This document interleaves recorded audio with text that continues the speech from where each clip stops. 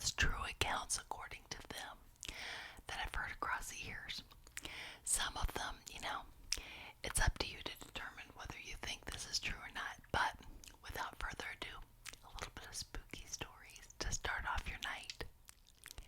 Quite some bit ago, I would say more than 30 years ago, so a very long time ago, in the Virginia area up north from where I live now, we had an abandoned warehouse. We thought that it was a warehouse actually, and as kids on the weekend, we would go and hang out at this place and just sit around hanging out, having a good time. Sometimes we would actually go to places where we could have bonfires, and I'm telling you, this was like 30 years ago, so things have obviously changed, but anyways, on this particular time, my friends drove us to what they said was an abandoned warehouse and said that we were probably not going to go inside because, it was boarded up and whatnot. So we go there, and number one, it was like 10 o'clock at night by the time we got there. We had to walk through this very, very, very dense forest. Of course, we had our flashlights. Remember, at the time, we had no cell phones. So that's another thing all in itself. It's like, that's a little bit creepy right there. No cell phones. That's a horror story right there, guys. Anyways, so no cell phones. And it was primarily just a bunch of girls, a couple guys. But anyways, so we head to this warehouse, and we are going up this hill, and we see in the distance this, the warehouse is boarded up, but in the very upper corner we see a little light shining, no big deal. And we're thinking maybe there's like a homeless person residing in this warehouse or whatever the scoop is. So anyways, trekking up the hill closer and closer, and of course they're telling all sorts of creepy little stories about how people have died in this place and whatever, and I am young and impressionable and very gullible, and I just remember thinking, there is no way that we can escape or get out of here. Like, there's one way in. I hope nothing happens. So we continue up this hill, and lo and behold, this warehouse was like an actual mental institution. And I can't remember what the name of it is. It's actually in Maryland. It wasn't in Virginia. It was in Maryland because I lived in Virginia at the time. Some kind of, and it didn't say mental institute, but I know it was like something institute, and it was totally boarded up, except for that one light at the top. So we're all laughing, joking, whatever, and we had lighters at the time, or like flashlights, lighters, and whatever. It's pitch dark. And someone heard, one of my friends said, "What?" And so we said, "What's going on?" And she was extremely serious, and she said, "Someone said, come inside. We're near the building." And we're like, "Aha, that's funny, whatever the scoop is." She goes, "No, guys. Some girl, like young girl, like she said, it was like a teenage girl, said, come inside." And, literally the hairs on the back of my neck stood up. You could tell that she was not making this up. And, these are my recollections at the time, of course, and that's not the only spooky part of it. It's like I was looking around, and maybe it's because of what she had said, and it's like you start to really think about, is someone inside there, and whatever the scoop is. But anyways, I looked up into the window where we saw the little light, and I saw, number one, I saw the outline of someone, whether that was something in the window or not, but it shifted and went back like it was a person. And remember, like I said, I'm not saying it was a ghost or anything, but this whole entire place, we walked the whole perimeter completely boarded up, like from the outside, not the inside. Like, you can't get into this place. There's no way anybody could be in there unless they were boarded up in it.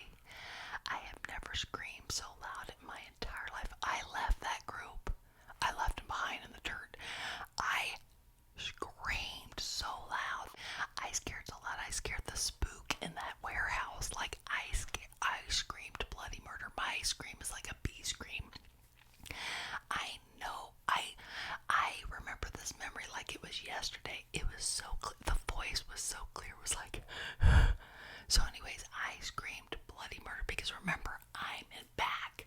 These people are in front of me. No one's behind me doing, like a joke.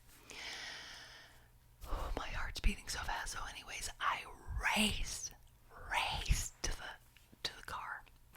I am running. I look back. I see like flashlights and like, people running with lighters. They're screaming. All of us are screaming, and we get to the car. We literally jumped in and we're like,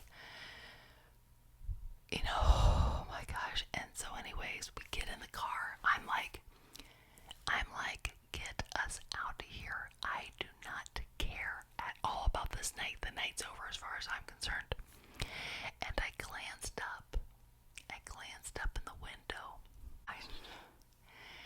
There was what looked like a small child in the window, like the outline of like a girl.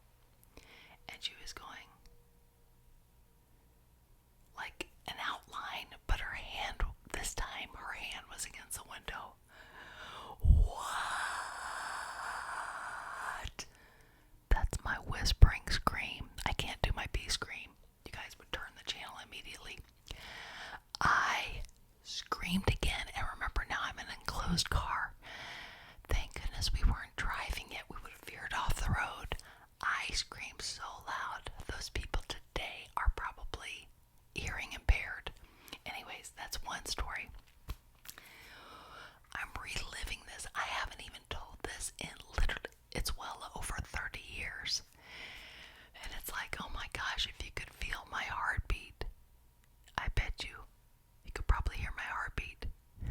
No, I don't know. Anyways, so I know that's a goofy story from where you're sitting, you're looking in saying big whoop, but that is what I'm telling you happened in my, at the time. How old was I?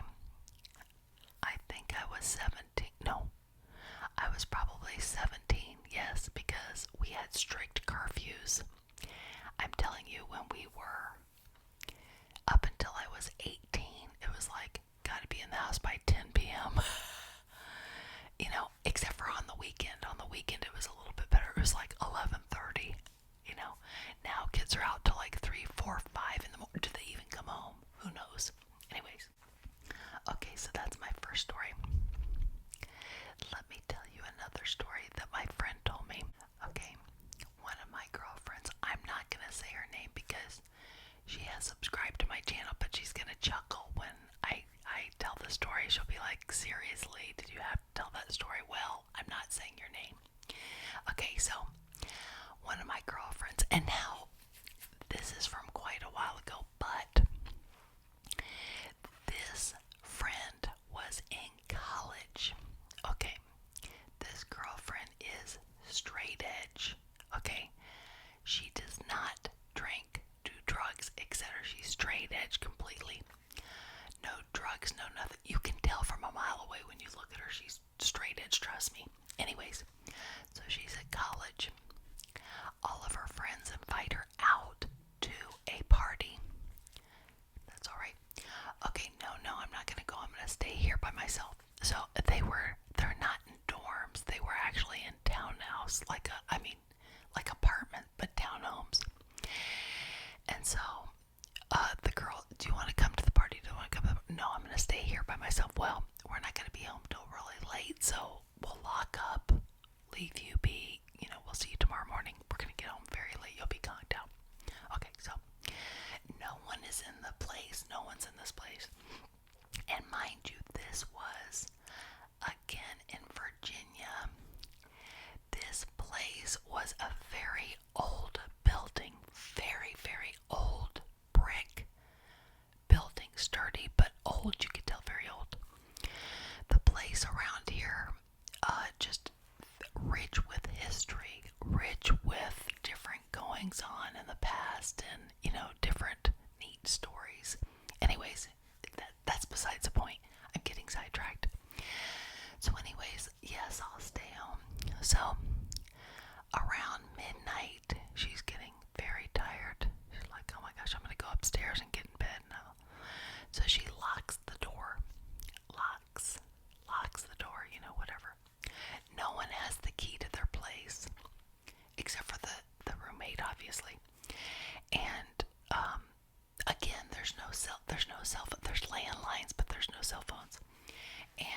So, anyways, so she goes upstairs and gets, brushes her teeth, blah, blah, blah, gets in her bed, snuggles up.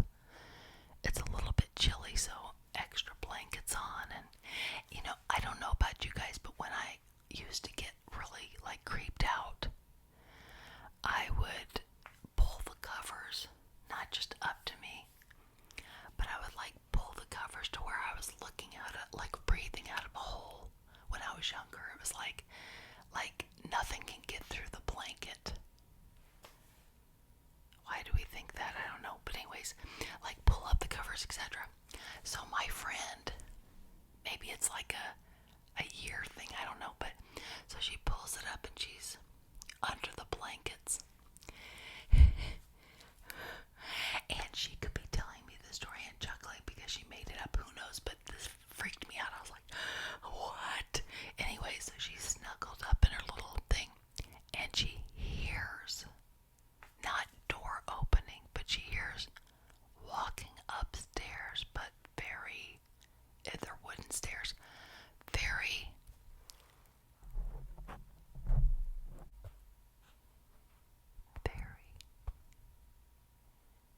probably lighter than that. Very, very, very, very, very light footsteps coming up the stairs, and she's thinking, did I doze off? Did they come home? And so she said her roommate's name. I'll make up a name. Marie.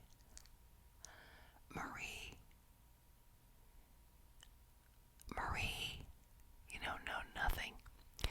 And I'm telling you, these girls were straight laced and all that good. They really weren't really jokesters or anything. They were fun, but they weren't pranksters. I'm a prankster. I love scaring people and getting scared, and So anyway, Marie, is that you? Nothing.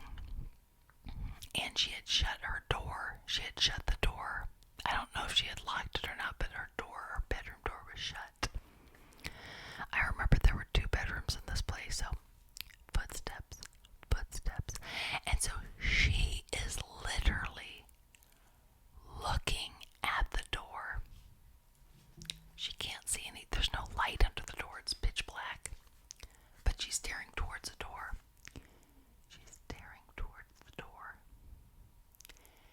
And all of a sudden, remember, she's staring through this she's like, Marie, is that you? She's freaking out. And where are these footsteps coming? There's no locking. And all of a sudden, her blankets are snatched off her bed. That's it. There is no one in her room. She screamed like crazy, guys. She said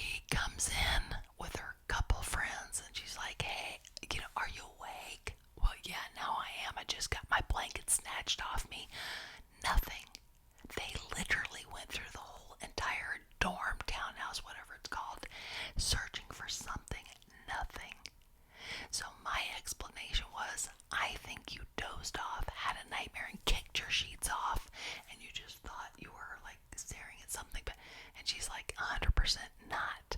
She said the minute I heard the stairs, she said I was fixated. So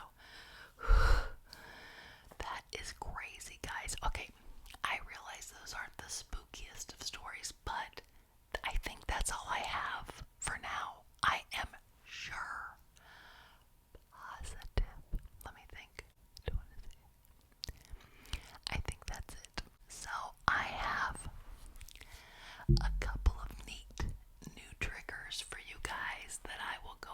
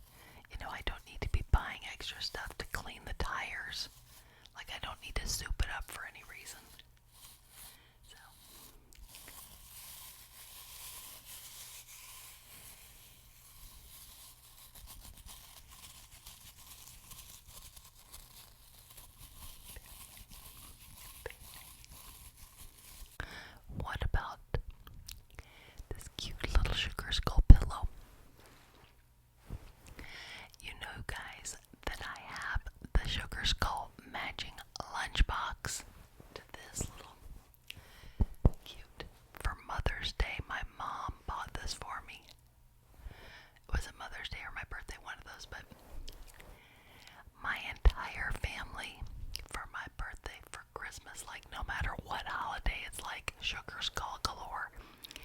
I have so many different sugar skull wine glasses, wallet, purse, crossbody purse, pillows, lunchbox, earrings, etc. It's gone overboard. It's almost like when you collect something and then you're like, I wish I would have never said that I collected. And I'm kidding. I mean, I love it, but I mean, it's just a lot of stuff. But I thought this was very appropriate for Halloween coming. Now, before I go, I want you all to remember to check out Meshi Meshi Marie and Sean Mukbang. The link is below. They are so sweet and I love their accents. So sweet. I just absolutely love watching them. I absolutely love their vlogs when they go travel. The only thing I would change is their videos need to be longer because I love watching. Just love it. I pretend that I'm on the trip. So I just love it. I just love it. So nice. So please check them out. Please stay tuned for a very important video tomorrow, guys. Do you guys know what tomorrow is? Okay, tomorrow is my 100th video. And I'm closing in on 500 subs, 500 friends, 500 people to make this channel our awesome ASMR haven. So, tomorrow is the 100th video, and I have a very special collab, very special, with one of my favorite ASMR artist friends. So, you'll have to check that out for sure. I hope you guys have a wonderful